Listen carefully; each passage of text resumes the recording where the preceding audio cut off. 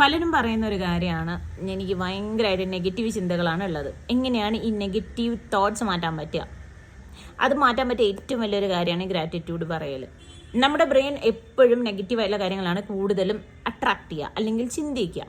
എന്തുകൊണ്ടാണെന്ന് വെച്ച് കഴിഞ്ഞാൽ നമുക്ക് പല അപകടങ്ങളിൽ നിന്നും ഈ നെഗറ്റീവായിട്ട് ചിന്തിക്കുന്നതിലൂടെ രക്ഷപ്പെടാൻ പറ്റുമെന്നാണ് നമ്മുടെ ബ്രെയിൻ വിചാരിച്ച് വെച്ചിരിക്കുന്നത്.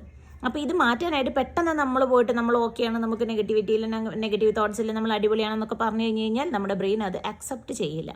അപ്പോൾ എങ്ങനെ ഇത് മാറ്റാം? ഗ്രാറ്റിറ്റ്യൂഡ് വഴി നമുക്കിത് മാറ്റാം.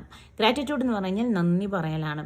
വെറുതെ നമ്മൾ രാവിലെ എണ്ണിട്ട് നന്ദി, ഇന്നത്തെ ദിവസത്തിന് നന്ദി, അല്ലെങ്കിൽ ഭക്ഷണത്തിന് നന്ദി, അല്ലെങ്കിൽ ജോലിക്ക് നന്ദി എന്ന് പറഞ്ഞിട്ട് കാര്യമില്ല. ബൈ ഹാർട്ടോട് കൂടിയിട്ട് നമ്മൾ നന്ദി പറയണം.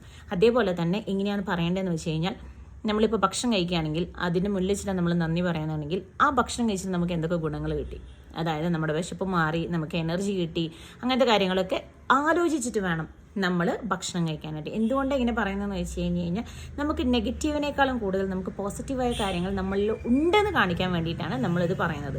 കാരണം നമ്മുടെ ജോലി ആയിക്കോട്ടെ, നമ്മുടെ ഫുഡ് ആയിക്കോട്ടെ, നമുക്ക് ഇന്നത്തെ ദിവസം ആയിക്കോട്ടെ, അങ്ങനെ ഓരോരോ കാര്യങ്ങൾക്കും ഗ്രാറ്റിറ്റ്യൂഡ് പറയുമ്പോൾ അത് നമുക്ക് എന്തൊക്കെ തന്നു അതിനനുസരിച്ചിട്ട് വേണം നമ്മൾ ഗ്രാറ്റിറ്റ്യൂഡ് പറയാൻ. അങ്ങനെ ചെറുതായി തുടങ്ങി നമുക്ക് ഈ ഗ്രാറ്റിറ്റ്യൂഡ് ജേർണലെല്ലാം തുടങ്ങി കഴിഞ്ഞ് കഴിഞ്ഞാൽ തന്നെ നമ്മുടെ ഈ നെഗറ്റീവ് തോട്ട്സ് മാറ്റാൻ പറ്റും. ഒരുവിധമല്ല, പൂർണ്ണമായിട്ട് നമുക്ക് മാറ്റാൻ പറ്റും. അപ്പോൾ എങ്ങനെ ഗ്രാറ്റിറ്റ്യൂഡ് ചെയ്യുക, അതേമാതിരി ഗ്രാറ്റിറ്റ്യൂഡ് ജേർണൽ എങ്ങനെ ചെയ്യാം, അതിനെക്കുറിച്ചിട്ടൊക്കെ കൂടുതൽ വിവരങ്ങൾ അറിയാനായിട്ട് എൻ്റെ വാട്സപ്പ് നമ്പറിലോട്ട് മെസ്സേജ് ചെയ്യാം.